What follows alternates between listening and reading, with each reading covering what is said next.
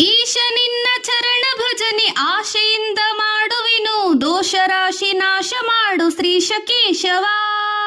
ಹೇ ಜಗತ್ತಿನ ಆಧಾರ ಸ್ತಂಭವೇ, ನಿಯಂತ್ರಣಕರ್ತನೆ, ಒಡೆಯನೇ, ಮೋಕ್ಷಾನಂದದ ಆಸೆಯಿಂದ ನಿನ್ನ ಪಾದಗಳನ್ನು ಸ್ಮರಿಸುವೆ. ಹೇ ಕೇಶವ, ಲಕ್ಷ್ಮೀಪತಿ, ನನ್ನ ಅಪಾರವಾದ ದೋಷಗಳನ್ನು ನಾಶ ಮಾಡಿ ನಮ್ಮೆಲ್ಲರನ್ನು ರಕ್ಷಿಸು. ಕೇಶಿ ಎಂಬ ದೈತ್ಯನ ಸಂಹಾರಕನೇ ಕೇಶವ. ಶರಣು ಹೊಕ್ಕೆನಯ್ಯ ಎನ್ನ ಮರಣ ಸಮಯದಲ್ಲಿ, ನಿನ್ನ ಚರಣ ಸ್ಮರಣೆಯನ್ನು ಕರುಣಿಸಯ್ಯ ನಾರಾಯಣ. ಹೇ ಲಕ್ಷ್ಮೀಪತಿ ನಾರಾಯಣನೇ, ನಿನ್ನನ್ನು ಆಶ್ರಯಿಸಿರುವೆನು.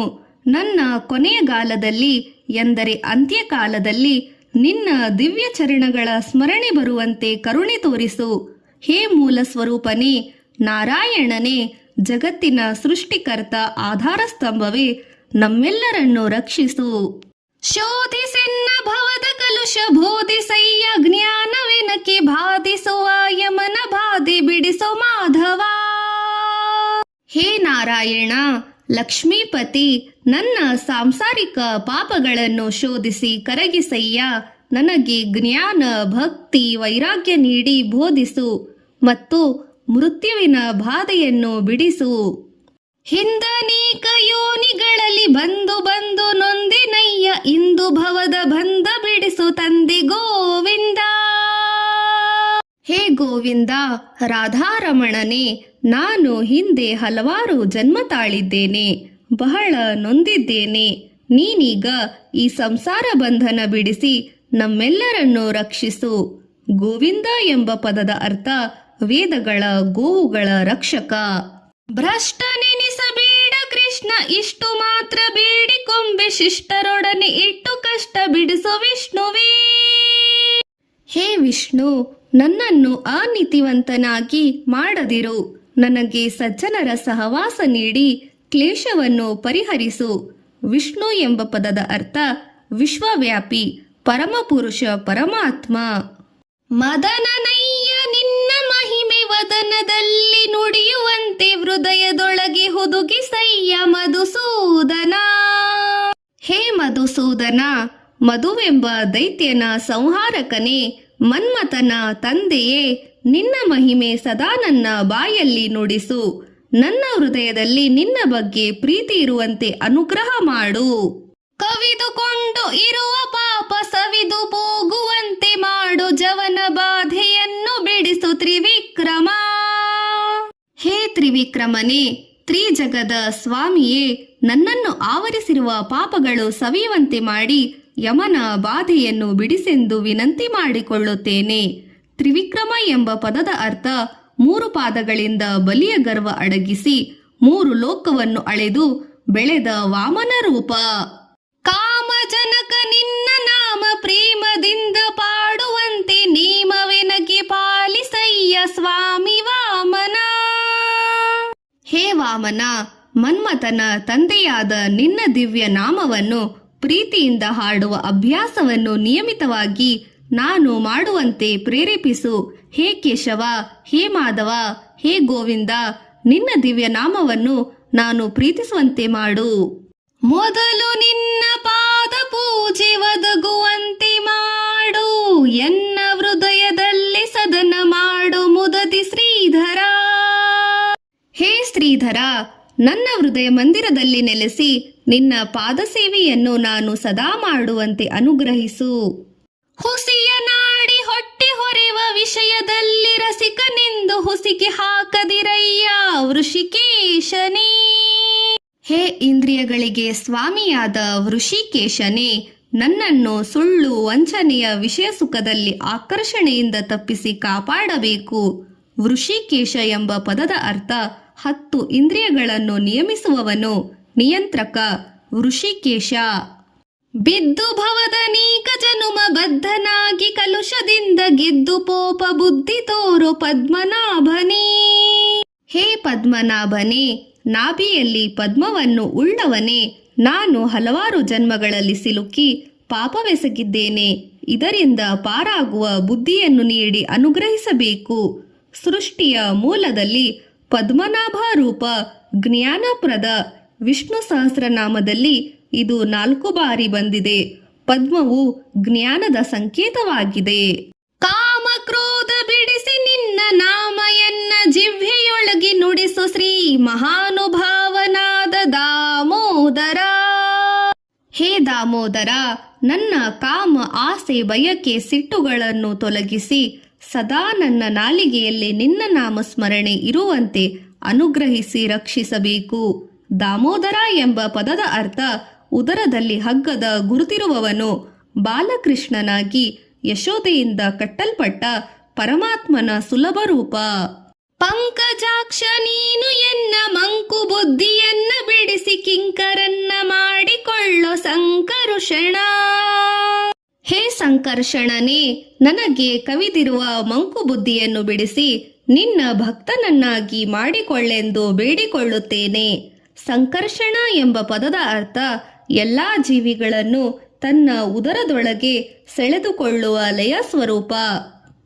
ಏಸು ಜನ್ಮ ಬಂದರೀನು ದಾಸನಲ್ಲವೇನು ನಾನು ಘಾಸಿ ಮಾಡದಿರೋ ಎನ್ನ ವಾಸುದೇವನೇ. ಹೇ ವಾಸುದೇವನೇ, ಎಷ್ಟೇ ಜನ್ಮ ತಾಳಿದರೂ ನಾನು ನಿನ್ನ ದಾಸನಲ್ಲವೇ, ನನ್ನನ್ನು ಬಾಧೆಗಳಿಗೆ ಸಿಲುಕಿಸಬೇಡ. ವಾಸುದೇವ ಎಂಬ ಪದದ ಅರ್ಥ ಎಲ್ಲಾ ವಸ್ತುವಿನಲ್ಲಿ ಇರುವವನು. ಬುದ್ಧಿ ಶೂನ್ಯನಾಗಿ ಎನ್ನ ಬದ್ಧಕಾಯ ಕುಹಕ ಮನವಿ ತಿದ್ದಿ ಹೃದಯ ಶುದ್ಧಿ ಮಾಡು ಪ್ರದ್ಯುಮ್ನನೇ. ಹೇ ಪ್ರದ್ಯುಮ್ನನೇ, ನಾನು ಈ ದೇಹದ ಬಯಕೆ ಆಸೆಗಳಿಗೆ ಕಟ್ಟುಬಿದ್ದು ವಂಚನೆಯ ಮನಸ್ಸಿನಿಂದ ಆಲೋಚನೆ ಮಾಡಿದಂಥ ತಪ್ಪುಗಳನ್ನು ತಿದ್ದಿ ನನ್ನ ಅಂತಃಕರಣವನ್ನು ಪರಿಶುದ್ಧವಾಗಿರುವಂತೆ ಅನುಗ್ರಹಿಸಬೇಕು. ಪ್ರದ್ಯುಮ್ನ ಎಂಬ ಪದದ ಅರ್ಥ ನಮ್ಮ ದೇಹದ ಮನೋಮಯ ಕೋಶದಲ್ಲಿ ಪಿತೃಗಳಿಗೆ ತಾತನಲ್ಲಿರುವ ಭವದ್ರೂಪ. ಜನನಿ ಜನಕ ನೀನೆ ಎಂದು ನೆನೆವೆನಯ್ಯ ದೀನ ಬಂದು ಎನಕ್ಕೆ ಮುಕ್ತಿ ಪಾಲಿಸಯ್ಯ ಅನಿರುದ್ಧನೇ. ಹೇ ಅನಿರುದ್ಧನೇ, ನನಗೆ ನೀನೇ ತಾಯಿ ತಂದೆ ಎಂದು ನೆನೆಸುವೆ. ಹೇ ದೀನ ಬಂಧುವೆ, ನನಗೆ ಮೋಕ್ಷಾನಂದವನ್ನು ಕರುಣಿಸಬೇಕು. ಅನಿರುದ್ಧ ಎಂಬ ಪದದ ಅರ್ಥ ತಡೆಯಿಲ್ಲದವನು, ತಂದೆಯಲ್ಲಿರುವ ಅನ್ನಮಯ ಕೋಶದ ಭವದ್ರೂಪ. ಹರುಷದಿಂದ ನಿನ್ನ ನಾಮ ಸ್ಮರಿಸುವಂತೆ ಮಾಡು, ನೇಮವಿರಿಸು ನಿನ್ನ ಚರಣದಲ್ಲಿ ಪುರುಷೋತ್ತಮ. ಹೇ ಪುರುಷೋತ್ತಮನೇ, ನಿನ್ನ ದಿವ್ಯ ನಾಮ ಸ್ಮರಣೆಯನ್ನು ಸಂತೋಷದಿಂದ ಮಾಡುವಂತೆ ನನ್ನನ್ನು ಅನುಗ್ರಹಿಸಿ ನಿನ್ನ ಪಾದದಲ್ಲಿ ನನಗೆ ಸದಾ ದೃಢ ಭಕ್ತಿಯನ್ನು ನೀಡು. ಸಾಧು ಸಂಗ ಕೊಟ್ಟು ನಿನ್ನ ಪಾದ ಭಜನೆ ಇತ್ತು ಎನ್ನ ಭೇದ ಮಾಡಿ ನೋಡದಿರು ಶ್ರೀ ಅಧೋಕ್ಷಜ. ಹೇ ಅಧೋಕ್ಷಜನೇ, ನನಗೆ ಸತ್ಸಂಗ ನಿನ್ನ ನಾಮಸ್ಮರಣೆ ಅನುಗ್ರಹಿಸಿ ನನ್ನಲ್ಲಿ ಭೇದ ತೋರಿಸದಿರು. ಹೃದಯಾಂತರ್ಯಾಮಿಯಾಗಿರುವ ರೂಪ ಅಧೋಕ್ಷಜ. ಉಕ್ಷ ಎಂದರೆ ಹೃದಯದ ಗುಹೆ. ಎಲ್ಲರೊಳಗೆ ಅಂತರ್ಯಾಮಿಯಾಗಿ ಹೃದಯದ ಮಂದಿರದಲ್ಲಿ ನೆಲೆಸುವವನು ಅಧೋಕ್ಷಜ. ಚಾರು ಚರಣ ತೋರಿ ನನಗೆ ಪಾರುಗಾಣಿ ಸಯ್ಯ ಕೊನೆಗೆ ಭಾರ ಹಾಕುತ್ತಿರುವೆ ನಿನಗೆ ನಾರಸಿಂಹನೇ. ಹೇ ನರಸಿಂಹ ಸ್ವರೂಪನೇ, ನಿನ್ನ ಸುಂದರ ಚರಣಗಳ ದರ್ಶನ ನೀಡಿ ನನ್ನನ್ನು ಸಂಸಾರ ಸಾಗರದಿಂದ ಪಾರುಗಾಣಿಸು. ನಿನ್ನ ಮೇಲೆ ನನ್ನ ಪೂರ್ತಿ ಹೊಣೆಯನ್ನು ಹೊರಿಸುತ್ತಿದ್ದೇನೆ. ಸಂಕಷ್ಟಹರವಾದ ನರಸಿಂಹ ರೂಪದ ಸ್ಮರಣೆಯಿಂದ ಶತ್ರುನಾಶ ಮತ್ತು ತಾಪತ್ರಯ ನಿವಾರಣೆಯಾಗುತ್ತದೆ. ಸಂಚಿತಾರ್ಥ ಪಾಪಗಳನ್ನು ಕಿಂಚಿತಾತ ಪೀಡೆಗಳನ್ನು ಮುಂಚಿತವಾಗಿ ಕಳೆದು ಪೊರೆಯ ಸ್ವಾಮಿ ಅಚ್ಯುತ. ಹೇ ಅಚ್ಯುತ ಅನಂತ ಮಹಾವಿಷ್ಣುವೇ, ನಾನು ಹಿಂದಿನ ಜನ್ಮಗಳಲ್ಲಿ ಕಲೆ ಹಾಕಿದ ನಾನು ಮಾಡಿರುವ ಪಾಪಗಳು ಬಾಧೆಗಳನ್ನು ಬೇಗ ಕಳೆದು ನನ್ನನ್ನು ರಕ್ಷಿಸು. ಅಚ್ಯುತ ಎಂಬ ಪದದ ಅರ್ಥ ನಾಶರಹಿತ, ಚ್ಯುತಿ ಇಲ್ಲದವನು. ಜ್ಞಾನ ಭಕ್ತಿ ಕೊಟ್ಟು ನಿನ್ನ ಧ್ಯಾನದಲ್ಲಿ ಇಟ್ಟು ಸದಾ ಹೀನ ಬುದ್ಧಿ ಬಿಡಿಸು ಮುನ್ನ ಶ್ರೀ ಜನಾರ್ದನ. ಹೇ ಜನಾರ್ದನನೇ, ನಿನ್ನಲ್ಲಿ ಭಕ್ತಿ ನೀಡಿ ಸದಾ ನಿನ್ನ ರೂಪದ ಧ್ಯಾನಕ್ಕೆ ಬುದ್ಧಿ ಕೊಟ್ಟು ಕೆಟ್ಟ ಬುದ್ಧಿಯನ್ನು ಬೇಗನೆ ಬಿಡಿಸಬೇಕು. ಜನಾರ್ದನ ಎಂದರೆ ಬಲಗೈಯಲ್ಲಿ ಫಲಯೋದಕವನ್ನು ಆಪೋಷಣವಾಗಿ ಹಿಡಿದು ಶಂಖ ಧರಿಸಿದ ಲಯ ಸ್ವರೂಪ, ಜನಗಳ ಕ್ಲೇಶ ಕಳೆಯುವ ಭವದ್ರೂಪ. ಜಪತಪಾನುಷ್ಠಾನವಿಲ್ಲದೆ ಕುಪಿತಗಾಮಿಯಾದ ಎನ್ನ ಕೃಪೆಯ ಮಾಡಿ ಕ್ಷಮಿಸಬೇಕು ಶ್ರೀ ಉಪೇಂದ್ರನೇ. ಹೇ ಉಪೇಂದ್ರನೇ, ನಿನ್ನ ದಿವ್ಯ ಮಂತ್ರಗಳ ಜಪ ಸಂಧ್ಯಾದಿ ಅನುಷ್ಠಾನಗಳನ್ನು ತೊರೆದು ಕೆಟ್ಟ ಹಾದಿ ಹಿಡಿದಿರುವ ನನ್ನ ಮೇಲೆ ಕೃಪೆ ತೋರಿಸಿ ಕ್ಷಮೆ ನೀಡಿ ಅನುಗ್ರಹ ಮಾಡಬೇಕು. ಇಂದ್ರನ ತಮ್ಮನಾಗಿ ಅವತರಿಸಿದ ಭವದ್ರೂಪ ಉಪೇಂದ್ರ. ಮೊರೆಯ ಇಡುವಿನಯ್ಯ ನಿನಗೆ ಶರತಿಶಯನ ಶುಭಮತಿಯ ಇರಿಸೋ ಭಕ್ತನೆಂದು ಪರಮ ಪುರುಷ ಶ್ರೀಹರಿ. ಹೇ ಲಕ್ಷ್ಮೀಪತಿ ಶ್ರೀಹರಿ, ಕ್ಷೀರಸಾಗರದಲ್ಲಿ ಸಮುದ್ರ ಶಯನನ ಸ್ವರೂಪನೇ, ನನಗೆ ಸನ್ಮತಿ ನೀಡಿ ಭಕ್ತನೆಂದು ಪರಿಗಣಿಸೆಂದು ಮೊರೆಯಿಟ್ಟು ನಿನ್ನನ್ನು ಪ್ರಾರ್ಥಿಸುತ್ತಿರುವೆನು. ಹಿಂದಿನ ಚಾಕ್ಷುಷ ಮನ್ವಂತರದಲ್ಲಿ ಹರಿಣಿ ಹರಿಮೇಧ ಎಂಬುವರ ಪುತ್ರನಾಗಿ ಜನಿಸಿದ ಪರಮಾತ್ಮ ಶ್ರೀಹರಿ.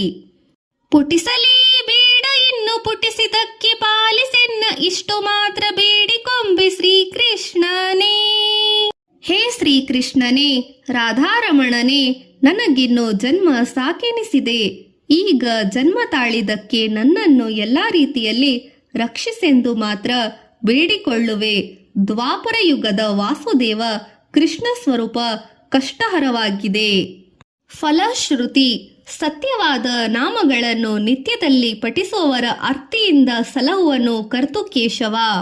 ಜಗತ್ತಿಗೆ ಆಧಾರ ಸ್ಥಾನವೇ, ಜಗತ್ತಿನ ನಿಯಾಮಕನೇ, ಜಗದಾಧಾರಿ, ಜಗತ್ನಿಯಂತ ಕೇಶವನು ಸತ್ಯವಾದ ನಾಮಗಳನ್ನು ನಿತ್ಯವೂ ಪಠಿಸುವ ಸಜ್ಜನರ ಕಷ್ಟವನ್ನು ತಪ್ಪಿಸಿ ತಪ್ಪದೆ ಸಲಹುತ್ತಾನೆ. ಆದ್ದರಿಂದ ಕೇಶವನಿಗೆ ಹೇ ಕೇಶವ, ಹೇ ಮಾಧವ, ಹೇ ಗೋವಿಂದ, ಅಚ್ಯುತ, ಅನಂತ ಎಂಬ ಅನೇಕ ನಾಮಗಳಿಂದ ಅವನನ್ನು ಕರೆಯುತ್ತಾರೆ.